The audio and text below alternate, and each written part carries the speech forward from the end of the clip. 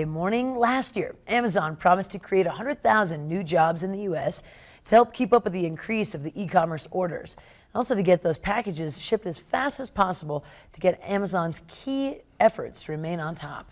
And a growing army of workers is helping the tech giant reach its goals. Claire Sebastian talked to members of Amazon's growing workforce at the company's state-of-the-art fulfillment center in Connecticut.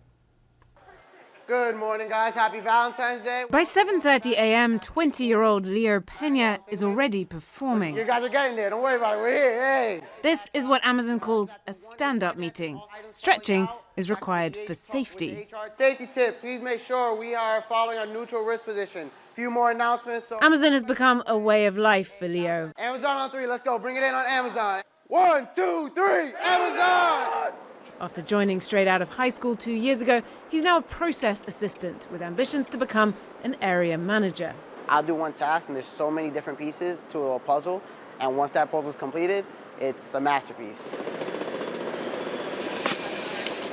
And that puzzle starts with people like Todd Peters. Technically, I'm a picker, so that basically means you just literally pick the item from the pods, and then you put it into a tote there.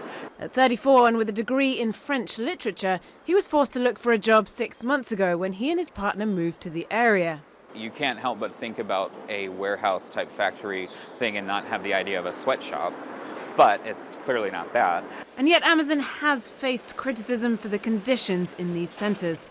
Lori Pelletier, head of the Connecticut chapter of the AFL-CIO, a national organisation of trade unions, says she's been approached personally by some employees. There's a lot of pressure on these workers, that time frames, they need to get things out.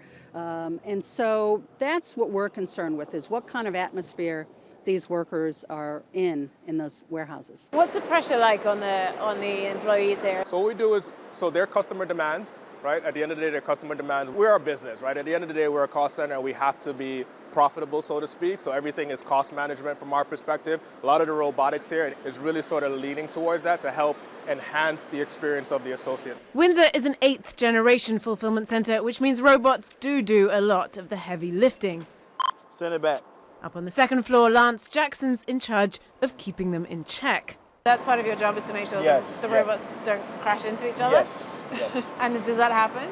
Yes, plenty of times. The 34-year-old former post office mail sorter transferred from New Jersey to Connecticut 9 months ago to supervise the robotics here. I didn't graduate from college yet, but that is definitely one of my goals in the near future. I want to be a teacher. I like helping people. Over in packing, 28-year-old Janice Rocher is also impatient to advance. The former nanny with 2 college degrees has just hit her 6-month mark. I wanted to change, a position where I could move up and expand my growth, use my mind a little bit more. The worst thing about working here is seeing what I pack and being like this morning there was an iced coffee maker. I'm going to go home and order that tonight. These are some of the more than 125,000 people in the US who now work in Amazon's fulfillment centers. Jobs fueled by a revolution in how we shop. Claire Sebastian, CNN Money, Windsor, Connecticut.